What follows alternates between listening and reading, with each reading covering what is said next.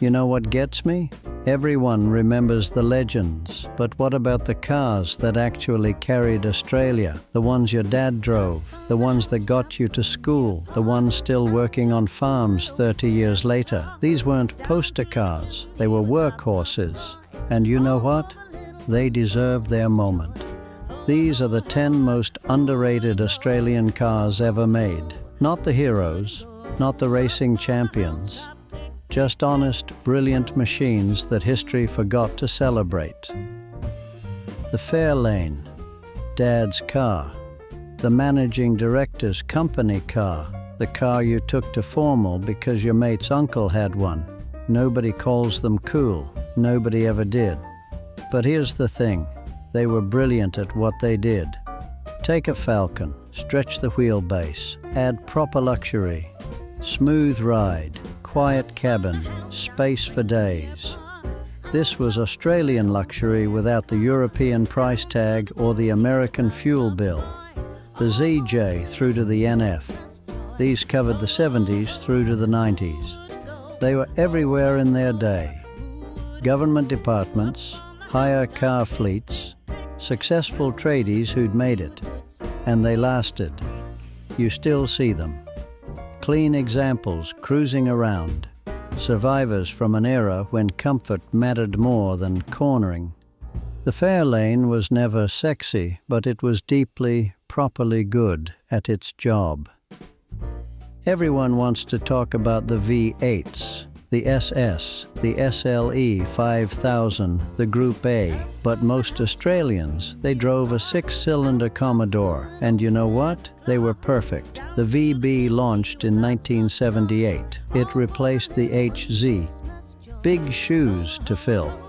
And it handled it by being comfortable, practical, and affordable to run. The 202 straight 6 wasn't fast, but it was unbreakable.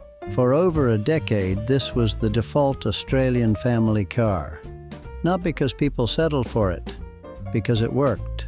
Smooth ride, decent space, parts everywhere, easy to fix. You could thrash one for 300,000 kilometers and it'd keep asking for more. The VL Calais even looked expensive. Chrome wheels, velour interior, that distinctive grille. Your neighbor thought you'd done well for yourself. These cars carried Australia through the 80s. They deserve more respect than not the V81. When's the last time you even thought about the Sigma? Exactly, but in the 80s, this thing was everywhere. Families were trading in their Kingswoods and Falcons for one, and they weren't disappointed. The Sigma was smooth. That Astron engine was brilliant. Refined, willing, efficient. The suspension soaked up bumps like a car twice the price. It looked sharp too, angular, modern, and somehow European. And inside, comfortable, well-equipped, thoughtfully designed. Sure, it wasn't Australian designed, but it was built here for our conditions, and it absolutely nailed what Australian families needed in the 80s. The Sigma gets forgotten because it wasn't a performance car. It wasn't a cultural icon. It was just really, really good at being a car. Oh, the P76, the punchline, the failure, the car that killed Leyland. Except it wasn't actually a bad car. Yeah, the timing was terrible. Build quality had issues, but the engineering, the idea, genuinely impressive. This was a car designed for Australian distances. Long wheelbase, massive boot, comfortable for 4 adults to cross the country. And that V8 version, it could genuinely shift. Wheels magazine named it Car of the Year in 1973. Think about that. Journalists who drove everything chose the P76. Its reputation suffered because Leyland couldn't get the quality right, because the fuel crisis hit, because everything went wrong at once. But drive a good one today, and you'll get it. It was almost brilliant. The P76 deserved better than it got. Everyone loses their mind over the A9X, the SLR 5000. But you know what most people actually owned? This 6-cylinder machine. And they were magic. Lighter than the V8s, better balanced, cheaper to buy, cheaper to run, cheaper to insure, and still quick enough to have proper fun. That 202 or 186 engine is reliable as gravity. Chuck in some carbs, a better exhaust, and suddenly you're embarrassing blokes in serious cars. They taught a generation of young Australians what rear-wheel drive fun felt like. Taught them how to work on cars, taught them that you didn't need a V8 to have a good time. This was the people's performance car, and it's criminally underrated. Not fully Australian, we know, but built here, toughened here, and absolutely everywhere. The Cortina was Britain's answer to the family car, but Australia took it, beefed up the suspension, fitted it for our roads, and made it work. Reliable, genuinely reliable, comfortable enough, cheap to run, easy to fix. Families loved them. Fleet managers loved them.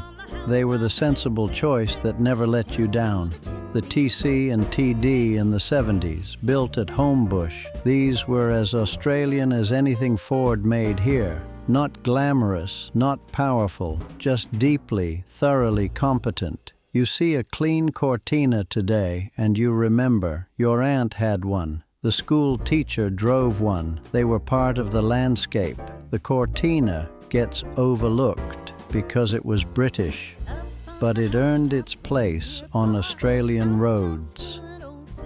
Small, basic, and cheap, and absolutely everywhere in the 70s and 80s.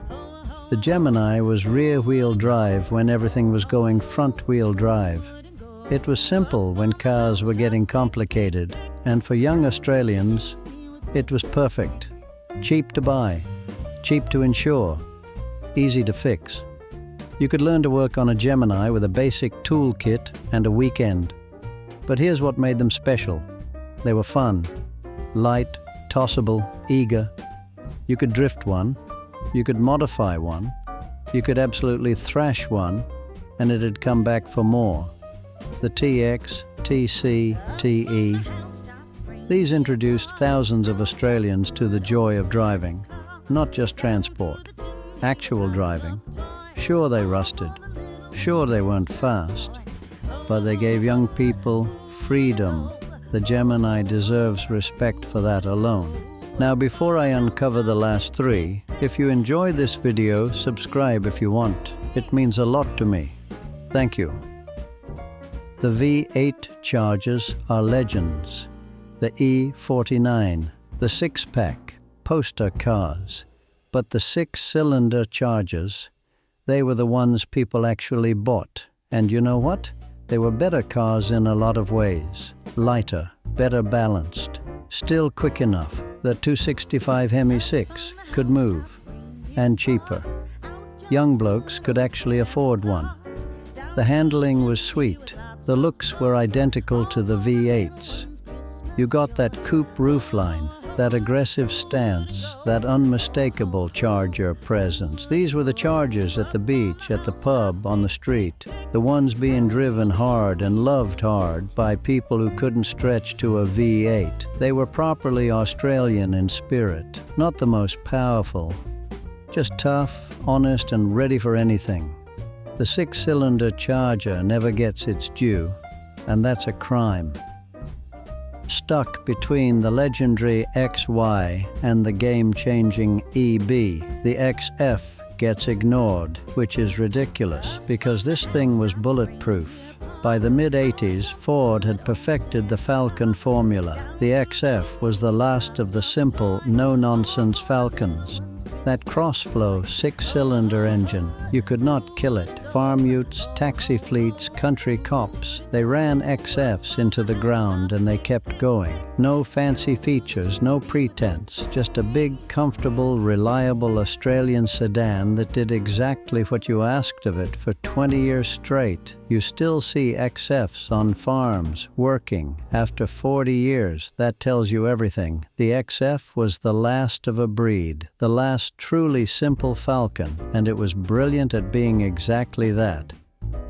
Everyone remembers them, but nobody calls them great anymore. And that's exactly why they're the most underrated Australian car ever made. The Kingswood carried Australia through the 70s. Families, tradies, taxis, police cars, company fleets. If you needed a car, you bought a Kingswood. They were big enough for comfort, tough enough for Australian conditions, simple enough to fix yourself, affordable enough for regular people. And they were everywhere. Your childhood memories are full of them.